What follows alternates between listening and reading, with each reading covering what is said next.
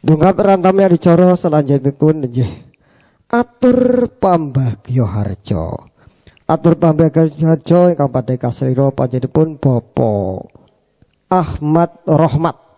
Dumateng panjenenganipun Bapak Ahmad Rahmat rahayuning sedya kula haturaken nuwun.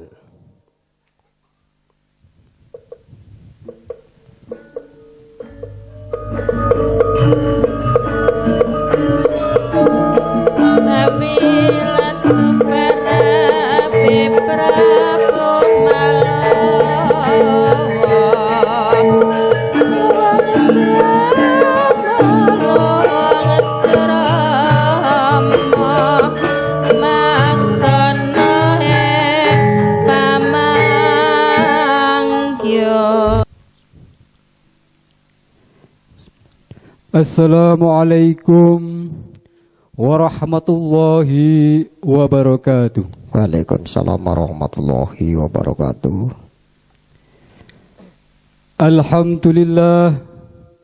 Alhamdulillahilladzi ahkala nikah wa kharama sifah. Assalatu wassalamu ala sayyidina Muhammadin wa ala alihi wa sahbihi ajma'in. Amma ba'du. Sagunging para pepunden, para sesepuh bini sepuh, aji sepuh dalah sesepuhan ingkang satuhu dahat kinurmatan. Wonten paarsanipun para alim, para ulama, para kiai ingkang rinten dalu tansah sumandhing kitab suci wahyuning ilahi ingkang satuhu lur ing budi. Panjenenganipun para panggrah pangemban pangembating praja satreng negari ingkang minangka pandam-pandaming saha pangayoming kaweldasih ingkang pantes sinudarsana. Panjenenganipun keluarga agung Ibu Daryuti ingkang menika sahibul bait ingkang satuhu wanang hanambi sagunging pakurmatan. Panjenenganipun kadang besan sutresna Bapak Imam Turmudi dalah Ibu Romiatun dalah keluarga agung ugi ingkang satuhu wanang hanambi sagunging pakurmatan. Boten kata lumpen wonten pangarsanipun pinanganten sakrimbit dalah pengombyongipun ugi para tamu undangan pinelenggah semetenipun ingkang satuhu bagya mulya. Purwakanang atur sumangga kawula dherekaken ngujukaken rasta syukur kita wonten ngarsanipun Gusti ingkang Maha Welas ingkang Maha Asih. Nuhun injih Gusti Allah Subhanahu wa taala. Awit sihulasa barokahipun kawula panjenengan sami saged makempal wonten menika papan wonten adicara walimatul nikah kanthi pinaringan kanugrahan karaharjan saha kebragas kewarasan. Pramila monggo sareng-sareng ketok ikraraken kanthi wawasan tahmid biqaulina alhamdulillahi rabbil alamin. Salat salimun Allah mugi tansah lumintir dumateng junjungan kita Nabi Agung Muhammad sallallahu alaihi wasallam. Nabi ingkang badhe kita tenggo munggah syafaatul utmah benjang wonten ing zaumul kiamah. Amin amin ya rabbal alamin. Para rawuh ingkang dugi nurmatan, minangkani pamuridipun Ibu Daryuti ing siang punika kawula kadawan sowan matur wonten ngarsa panjenengan kinen ngaturaken pambagya harja wilujeng saha wasingkati wonten pahargyan kalegan ingkang ing siang punika.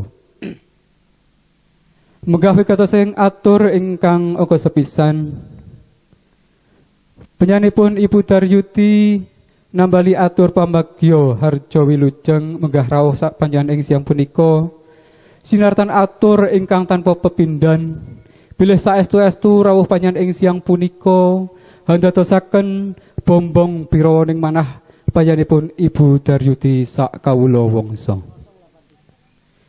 Menggah kuwate segati ing siang punika panjenenganipun aturi rawuh Ibu Daryuti hanetepi darmaning asepuh ngentas 17 putrinipun inggih punika Dyah Ayu Rara Umi Sakinah ingkang sampun handhapun bagus Endi Sucipto atmaja kakung saking panjenenganipun Bopo Imam Turmudi dalah Ibu Romiatun ingkang pidalem mriki utawi gilan kalur mriko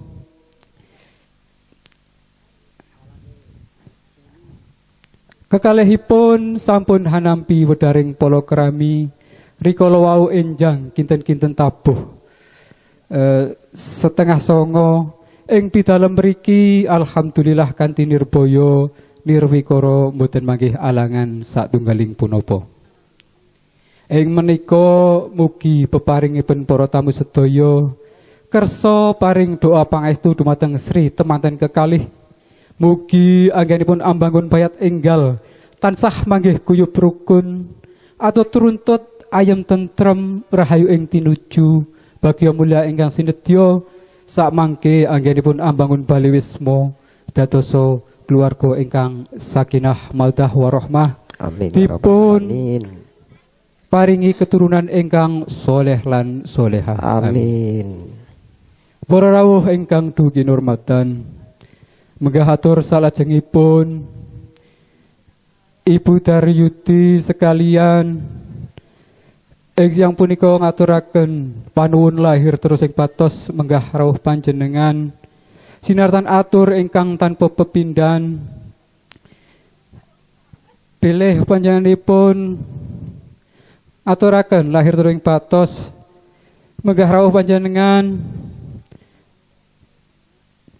ing siang punika panjenenganipun nglenggono boten wadhe waket atur pewales krana tata lahir. Panjenenganipun namung ndedonga wonten ngarepipun Allah Subhanahu wa taala.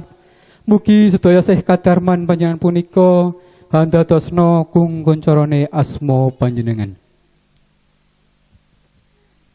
Ibu Daryuti anggenipun ngentas pitulus putrinipun ing siang punika sampun kinarunjuk para sanak kadang. Tanggi punapa dene tepalih kanthi urut reroncening tata cara ingkang sampun gumathok dangu saderengipun. Ewa semanten dumugi sedya tasih kathah kekiranganipun. Ing menika hamba bilih anggen nampi rawuh panjenengan hanglenggahaken punapa dene atur pasugatan kirang sak trep dumateng keparing panjenengan Ibu Daryuti sekalian nyun agungih sih samudra pangsami.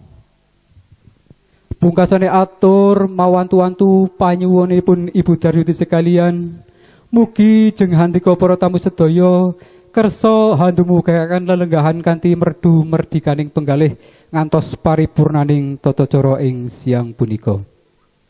Ing wasana hamba bilih kawula minangka talanging atur utawi sulih sarira saking panjenenganipun Ibu Daryuti awal akhir mesti kemawon kathah sanget cicir cecer kuciwaning atur anggen kawula matur kawula pribadi nyun agung isi samudra pangasama. Akhirul kalam wabillahi taufiq wal hidayah waridha wal inayah. Assalamualaikum warahmatullahi wabarakatuh.